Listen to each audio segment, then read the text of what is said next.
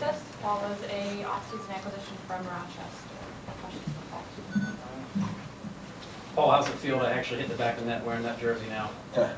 feels good, but you know, it all depends on the final outcome. So in game, it feels right to be able to play well for your teammates, but that's about it.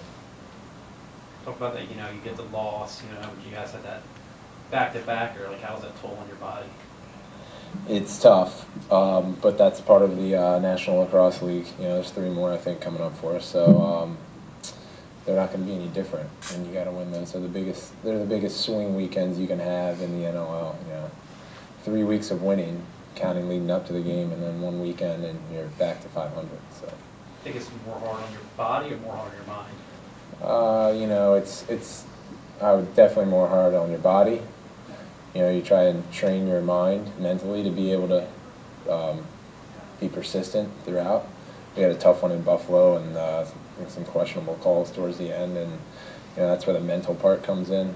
But physically, it's probably the most tolling. Talk about your performance today. I just think I was just a little bit fortunate to have some of those shots go in. I took a lot of the same shots the first 3 games of the season, so you had great offensive guys, teammates, and they just tell you to keep shooting. Both said at halftime that led to the spark to come out in the 3rd quarter. I just think, you know, there's no deficit that's insurmountable in this league. As quick as the game is and how many possessions there are, and we looked at the shots, and they had only had 2 or 3 more shots in the first half than us, so we just needed to, I think, come out a little bit harder and shoot the ball harder. Well, what do you think it was about the slow start today that just you guys just seemed like you didn't have your legs early on? You know, I think it's. I mean, Calgary's a great team. You know, I played 3 seasons out west, so I've seen a lot of them.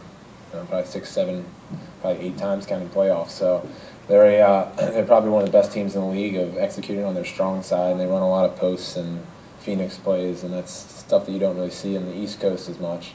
So I knew that was going to be a little bit difficult, and you know, like I think Coach said, they've got great ball handlers on the offensive end. If you get them a shot in front of the crease, they're going to score more times than the other team in this league, I think. You guys got to wear the camo jerseys. Talk about how much impact that has, you know, for Wounded Warriors. Yeah, you know, it's always something that's you know, very humbling to be able to do that and go out and represent them. I think, you know, the jerseys is a great symbolic way of doing so, but we have to do that every day. You know, so I think it's something that you know, we need to always think about as we go in and have the opportunity to play this game. I mean, you're new to Philly, but last year they raised over $26,000. And what that mean to you about the fans here? How much money they're willing to shell out? Yeah, it speaks volumes to our fans and our support, and you know, being able to put the game behind us and realize what's important.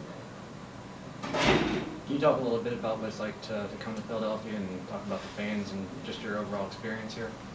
Well, that's great. You know, it starts with our supporters, and they're probably the most emotionally invested supporters in the league.